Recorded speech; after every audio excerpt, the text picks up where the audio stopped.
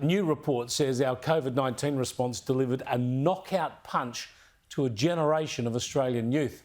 Economist Gigi, author of The Great COVID Panic, has produced a new report for the Centre for Independent Studies called COVID's Cohort of Losers, focusing on the impact on the young. In this report, Foster concludes an enormous amount of additional government debt relative to pre-COVID levels will now ultimately be repaid by Australians aged 25 years or younger, a cohort that had the least to gain from the lockdowns imposed upon them. Foster went on, outside of the financial burden on this group, which will imply lower future spending on everything that makes life better and longer, lockdowns brought a significant immediate reduction in wellbeing, as well as many other losses yet to be paid. It's an extraordinary reality, and when I spoke to Gigi Foster earlier, I put to her that characterising it as a knockout punch was a pretty strong assessment. It is, yes, and it's an assessment that I made in relation to the entire Australian population back in 2022 when I published Do Lockdowns and Border Closure Serve the Greater Good with Sanjeev Sablock. In this latest report with the CIS, I essentially draw on that report to estimate the impact specifically on our youth, that is, people who were under 25 during the COVID crisis. And I do find a staggering amount of costs that really were not taken into account by those setting policy during the COVID era. Yeah, it's pretty complex when you look at the costs because there are some that are obvious and immediate and some are longer term. So let's step through some of them. First up, of course, the obvious thing is the direct lost opportunities and diminished well-being during the lockdowns. Definitely, and that mental well-being cost is quite enormous, really, particularly for young people who are trying to find their way, whose peer groups are very important to them, who are engaged in human capital acquisition, schooling, education, and babies and toddlers, of course, who, if they're cared for by scared, anxious people with masks on, are inevitably going to develop at a lesser rate.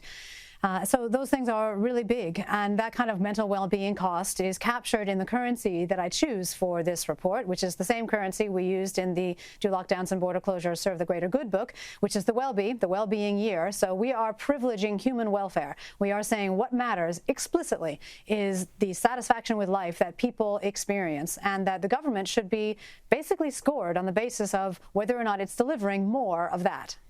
Yeah, interestingly, the current federal government couldn't complain about that because they're trying to put some of those factors into their own economic management, their own budgetary considerations. But when we go on to further discuss the impact of the COVID measures on the younger cohort in this country, the other one, of course, is the impact in the future from damaged educations and foregone training opportunities. How bad are they?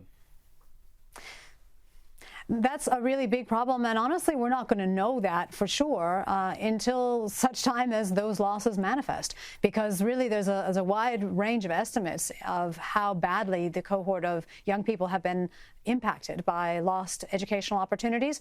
There has been a huge effort in this country, as in many countries, to make up for lost time, to try to provide extra tutoring, to try to make online education opportunities to be just as good as those that would have been in person. But inevitably, there will be some kids, and particularly those, I think, who were initially disadvantaged, who look like they are going to be straggling. They're going to be even further behind than they otherwise would have been. But we're really not going to know the extent of that damage until they become older. But I would mention that the biggest second cost, in addition to the immediate health well-being cost with the lockdowns, was that we accumulated a huge quantity of debt, and that debt will need to be paid off in the future, and that then means less government expenditure on everything else that the government could spend on apart from paying back debt. And that, of course, will be feeding into the well-being of our youth when they get older. Yeah, I'll come back to that. But another impact that is difficult to quantify now that you do mention in the report is of course, the impact of vaccines and mandated vaccines, because we're starting to see more focus now on vaccine injuries and possible long-term effects. And of course, the young have had to do this. Most of them have been vaccinated, encouraged or even mandated to have vaccines along the way, when really the disease, COVID-19, posed very little risk to them whatsoever.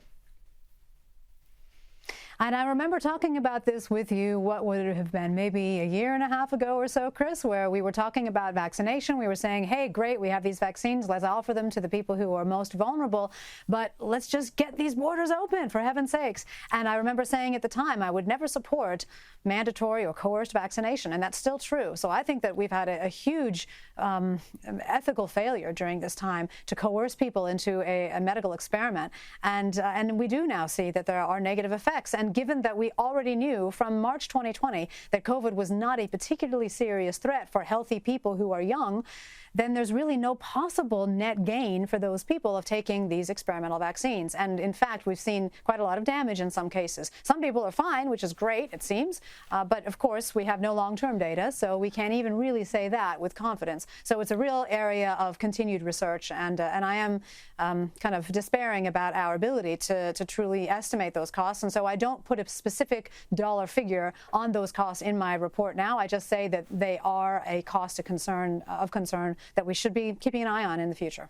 Yeah, absolutely. And look, I find this kind of heartbreaking because apart from people forced to have vaccines to keep their job, a lot of people were sort of conned, I suppose, or we're doing the right thing by getting vaccinated, even though we're young, fit and healthy, because we're told that this will stop the spread of the disease and protect others. And we find out afterwards, of course, reluctantly, they admit that that was not the case. So there was really no communal gain from taking those vaccines. And let me get back to the debt issue, because this is the big one, as you say. It's the young people of today who are going to be the taxpayers for generations to come. And they've been saddled with an extraordinary debt, which is they're not going to only have to repay, of course, but they're going to have to forego other opportunities, other government spending, I suppose, in order to see that debt repaid.